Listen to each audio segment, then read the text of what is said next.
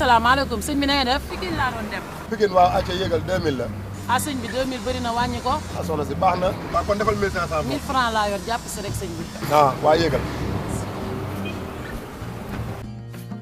ah soxna si li nga fay dara baaxu ci nag soxna si wax dëgg fa yàlla li nga fay moom tuuti na lool waay waaw waaye nag alhamdulilah sant yàlla dëkk bi daa makki loolu moo tax ah. sëñ bi bàyyi leen di wax dëkk bi dafa makki man maa ngi nii hôpital laa jóge léegi waaye fayuma dërëm ndax lan couverture médicale universelle bi jamono yee passé sama rakk da doon wasin waaye dañ kaa césarienne te fayul dërëm te loolu yëpp Macky Sall moo ko fi def. ah soxna si wax dëgg fa yàlla wax nga dëgg ndax maanaam kat FONGIP bii nga xam ne moom la Macky créé ci la am taxe bii ba tax na ni suñu borom dimbali na ma ci léegi maa ngi ci sant bu baax a baax maa ngi am par weer 300 000 francs tarkala ci taxe bi. te yow sëñ bi xanaa doo ma ne bi Macky Sall faloo 2012 ba tey deful dara loo xamante ni yokkul na sa dund gis nga ci sa bopp. ah man mii ci luyaas bi nga xam ne wàññi nañu ko luyaas bi maa ngi ci dajale ñeenti junne yi nga xam ni sama rakk ja ci nangal ma ci laa koy yónnee saa su ne danaa dajale ñeenti junne yónnee ko moom dafa defoon informatique tey jii ubbi na ci cyber café nga ba ma ngay liggéey tarkalla takat soxna ci loo ci xamul foofee ci dëkk ba kër gu ne dañ la jox ñaar fukki junne par at. loolee mooy bourse familiale waaw bourse familiale boobu ñu ngi ko jox 200000 kër te dégg naa 2016 bii di ñëw dañ ko fas yéene yokk def 300000 kër. ah sëñ bi yaa ngi dikk kat yow xam nga li nga wax yokkute bu ñëpp bokk la waaye maa ngi wàcc yegg si naa may ma wàcc. neexul ba neexul de waaye soxna si li mu wax dëgg la de lii moom mu ngi avancé de wax dëgg fa yàlla. waa sëñ bi foo jëm. ñu dem jam ñaajo. aywa jam ñaajo sore di sëñ bi. ah sori na waaye de njëriñ nga fa de. ah. maa la wax loolu. waaw. ah li ko waa PUD xanaa liñ fa taxawal. déedéet loolu de dégguma ñun ñooy PUD. PUD. ñooy pôle urbain de Diamniadio. ñoom ñoo fa taxawal 40 000 logements. juróom-ñetti junni kër. ah sëñ bi loolu bari na di. sous l'appui du gouvernement. ah. banque finance nga koy fayee. nànk-nànk nga koy fay ba keroog ngay matal. sans pression. loolu di wax dëgg fa yàlla ndimbal njaboot. sëñ bi lu ne def nañ ko Dakar fii mënu ñoo fexe ba am kër. foofu laa jëm nii buñ demee nga xool. ah man ka dinaa ko xoolaale ndax man bëgg naa ci kër yi. loolu la gouvernement bi di woowee logement social. te kat loo ci xamul sëñ bi. man tim réew laa nekkoon. waaye damaa dégg rek ñu ne wàññi nañu li ngay joxe pour am entreprise fii ci Sénégal moo tax ma bàyyi lépp ñibbisi. te entreprise bi ma yor numérique lay def sëñ bi dama ciy mën a jàppale waale waa nguur bi. ci seen Diamniadio Vallée boobu dama leen ciy mën a jàppale waale. Diamniadio vraie zone d'avenir. centre de conférence bu Abdou Diouf bi ma nga fa. deuxième université bu Dakar bu ñu tuddee Amadou Mahtar Mbow ma nga fa. aéroport Blaise Diagne ma nga fa. prolongement autoroute ba ma nga fa. te des na yeneen.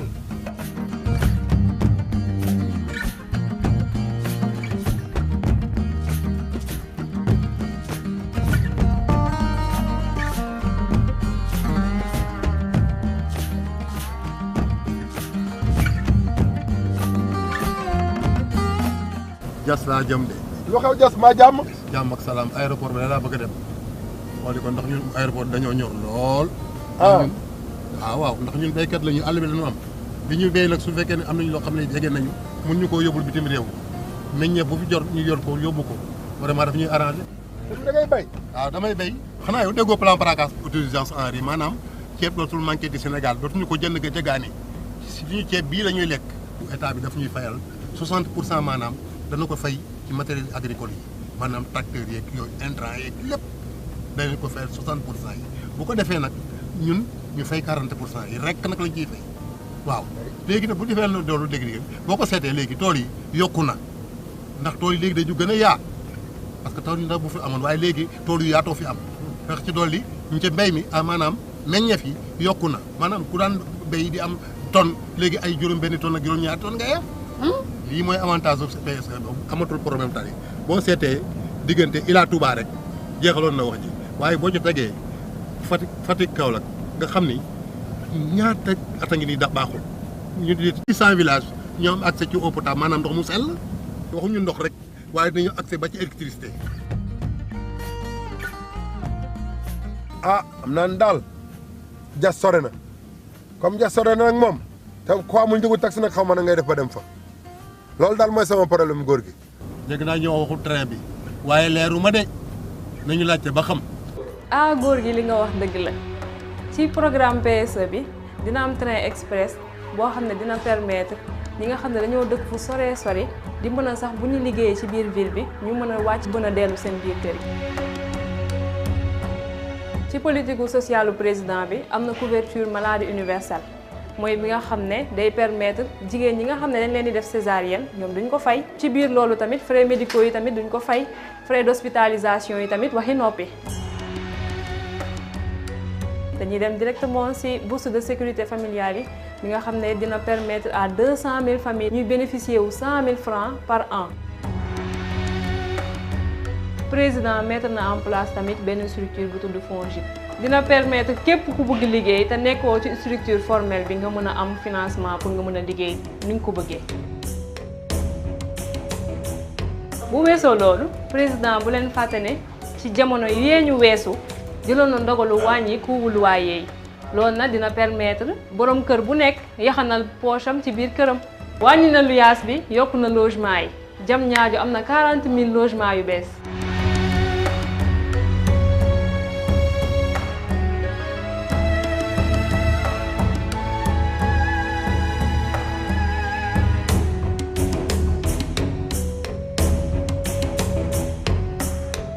loolu président indi na leneen muy PUDC bi nga xam ne dina jagleel 600 villages yu mën a bénéficier wu ci ndox mu sell mi 325 villages yi nag mën a jot ci courant bi.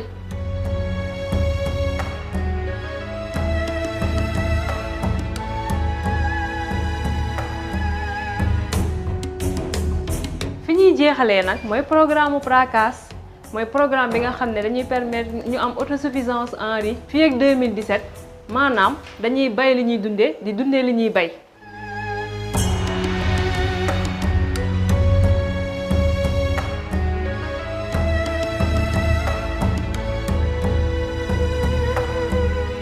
Aujourd'hui, il est plus sûr d'investir au Sénégal, comme on le voit depuis de 2000 à 2012. En termes de mobilisation financière, l'État a fait plus à partir de 2012 jusqu'à 2015, ce qui veut dire qu'en 3 ans, nous avons mobilisé plus de ressources financières que de 2000 à 2012, ce qui signifie qu'aujourd'hui, le Sénégal inspire confiance aux investisseurs étrangers, le secteur privé est en pleine effervescence, il y a un assainissement et une amélioration nette de l'environnement des affaires, ce qui permet aux étrangers de mieux avoir confiance à investir dans notre pays, ce qui favorise la croissance économique. On parle d'ailleurs d'une croissance économique inclusive, comme on le dit en Wolof, yokkute bu ñëpp bokk.